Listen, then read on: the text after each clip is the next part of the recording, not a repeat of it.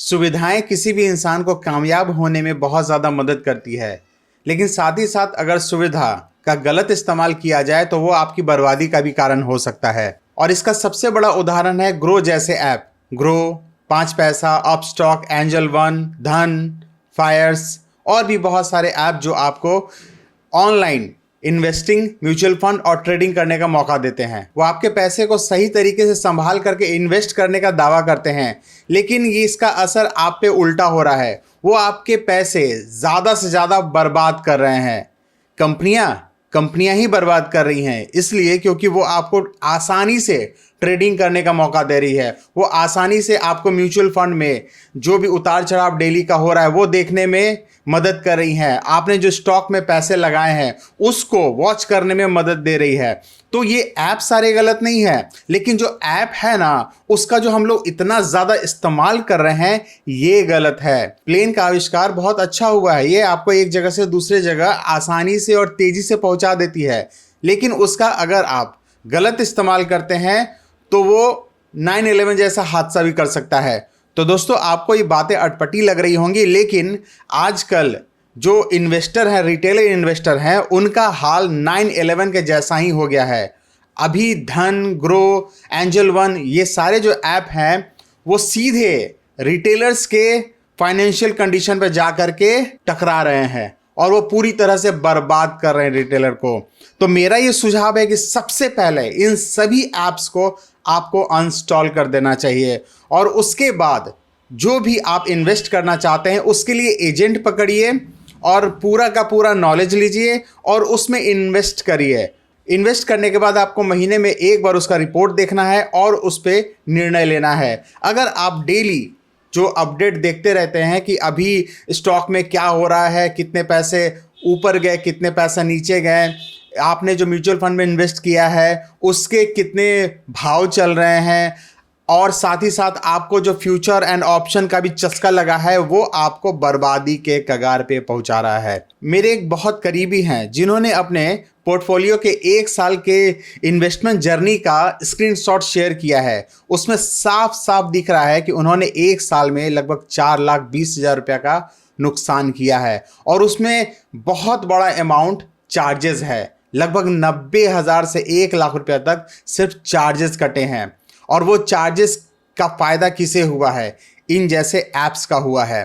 तो दोस्तों, ये ऐप्स गलत नहीं है, ये आपको सुविधा देते हैं कि आप ज़्यादा से ज़्यादा अपने इन्वेस्टमेंट पर नज़र रख सके, आप देख सके कि कौन सा स्टॉक ऊपर जा रहा है, कौन सा नीचे जा रहा है, किस में क्या प्रॉब्लम है। ज़्यादा से ज़्यादा आपको जानकारी उपलब्ध कराने की इन ऐप्स ने कोशिश करी है।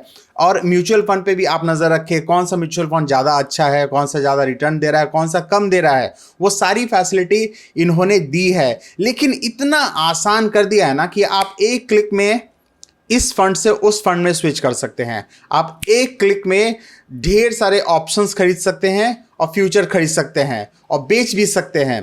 तो ये सारे जो ऑप्शंस आसानी से आपको मिले हैं ना, ये आपको बर्बादी की ओर ले जा रहे हैं। ऐप्स बिल्कुल ठीक है, लेकिन ये हम जैसे रिटेलर के पास जब ये ऐप्स आया है तो हम लोग इसका गलत इस्तेमाल कर रहे हैं। शराब गलत नहीं है, बहुत सारे लोग इसे मेडिसिन की तरह यूज़ करते हैं। बहुत सारे लोग अल्कोहल और कोबरा के जहर का सही तरीके से उपयोग करते हैं दवा के रूप में, लेकिन अगर अल्कोहल और कोबरा के जहर का गलत तरीके से उपयोग किया जाए तो आदमी का मौत भी हो सकता है। इसी तरह से हम लोग इस ऐप का जो यूज़ कर रहे हैं, इतना ज़्यादा यूज़ कर रहे हैं, वो इंसान को दिवालिया बना रहा है। कई लोग तो ऐसे हैं जो अपने 2-2 साल 3-3 साल की कैरियर में 1-1 करोड़ रुपया का नुकसान करके बैठे हुए हैं।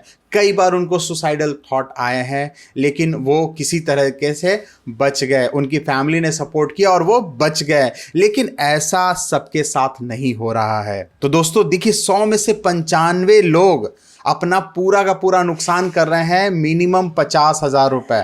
ये सेबी कह रहा है। तो जब सेबी कह रहा है तो वो इसमें किसी तरह की कोई पाबंदी क्यों नहीं लगा रहा है? सेबी ने जो अभी हाल ही फिलहाल एक्सपायरी को बढ़ाया है और लॉट साइज को भी बढ़ा किया है, इसके कारण बहुत सारे रिटेलर उसमें नहीं घुस रहे हैं, लेकिन धीरे धीरे वो भी कहीं ना कहीं से फंड ला रहे हैं और घुस रहे हैं और अपने पैसे को बर्बाद कर रहे हैं। तो आखिर इसमें करना क्या चाहिए? इसमें सेबी को ज़्यादा बड़ा कदम उठाने की ज़रूरत है, जिससे कि रिटेलर इसमें देख समझ सोच करके घुसे, वो अपना रिस्क समझ करके घुसे, उनको बेसिक्स पता हो। कई सारे रिटेलर्स ऐसे हैं जिनको ABCD कुछ भी नहीं पता था, उनको बस ये पता था कि भाई स्टॉक खरीदना है, रेट बढ़ेगा तो बेचना है, वो भी ऑप्शंस में घुस गए। उनको एक्सपायरी का नहीं पता था, उनको लॉट साइज़ का नहीं पता था, उनको ये नहीं पता था कि एक्सपायरी के दिन पूरा का पूरा पैसा ज़ीरो हो जाता है, उनको ये नहीं पता था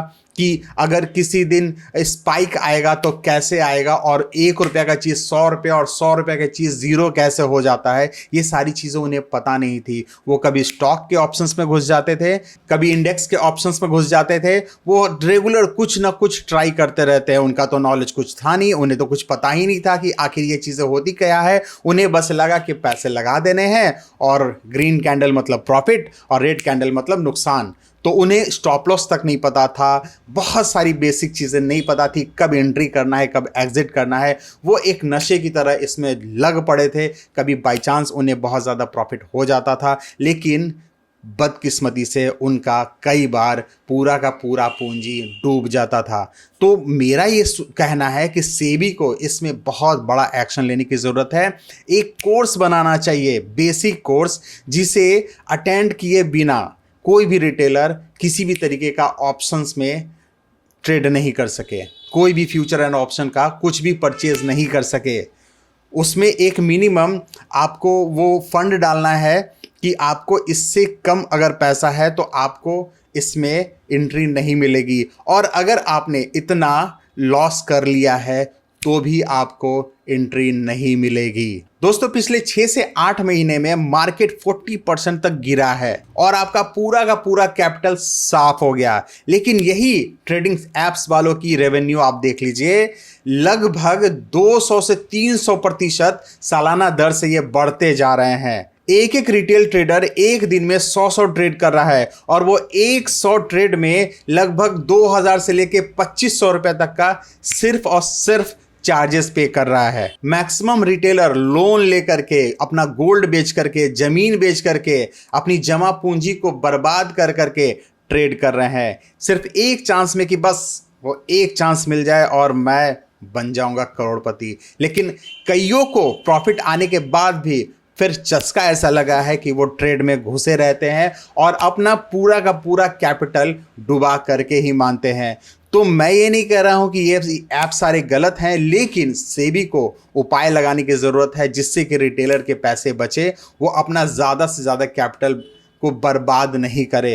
अंततः जो कैपिटल बर्बाद होगा, रिटेलर का मनोबल गिरेगा और रिटेलर इन चीज़ों से दूर हट जाएंगे, और जब दूर हटेंगे उनका फाइनेंशियल कंडीशन ठीक नहीं रहेगा, वो किसी तरह से कुछ गलत स्टेप लेंगे, तो अंततः इकोनॉमी पे बहुत बड़ा दबाव पड़ेगा। अगर रिटेलर, अगर जो इन्वेस्टर हैं वो अगर प्रॉफिट में नहीं आते हैं, अपना पैसा ज़्यादा से ज़्यादा नुकसान करते हैं, तो इसमें बहुत चांसेस है कि वो अपना फाइनेंशियल कंडीशन पूरा का पूरा बिगाड़ लेंगे, जिससे उनकी फैमिली की कंडीशन बिगड़ेगी और अंततः सोसाइटी में भी बहुत ज़्यादा प्रॉब्लम्स आने लगेंगी।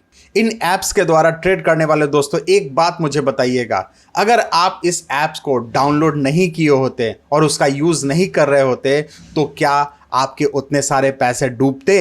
अभी यूट्यूब पे कुकुरमुत्ते की तरह कई सारे सो कॉल्ड ट्रेडर्स अपना ज्ञान दे रहे हैं कि भाई ट्रेडिंग कैसे बेहतर तरीके से की जाए। अरे भैया, जब आप इतने अच्छे ट्रेडर हो तो यूट्यूब पे ज्ञान क्यों देने आ गए हो? आप जाकर ट्रेडिंग करो ना।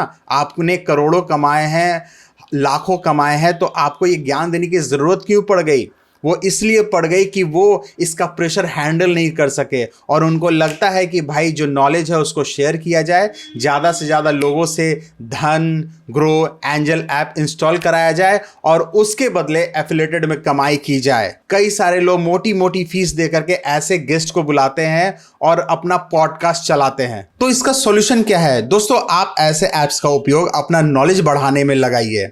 आपको जब मार्केट अच्छा लग रहा हो तो आप ट्रेड कीजिए, इन्वेस्ट कीजिए और जब मार्केट ठीक नहीं लग रहा हो तो आप निकल जाइए, दिन भर इसमें घुसे नहीं रहिए और ज़्यादा से ज़्यादा कोशिश करिए कि ऑफलाइन जो एजेंट्स इसके होते हैं, म्यूचुअल फंड के एजेंट्स होते हैं, शेयर मार्केट के एजेंट होते हैं, आप उनके पास जा करके आप म्यूचुअल फंड में इन्वेस्ट कीजिए और शेयर मार्केट के शेयर खरीदिए। और इससे होगा क्या? इससे होगा ये कि मार्केट का उतार चढ़ाव पे आपकी डेली नज़र नहीं होगी। अगर आपकी डेली नज़र भी होगी तो आप उस पर एक्शन लेकर के उसको स्विच नहीं करते फिरेंगे, आप उसमें खरीद बिक्री नहीं करेंगे और जो आपका काम है आप उस पर फोकस करेंगे।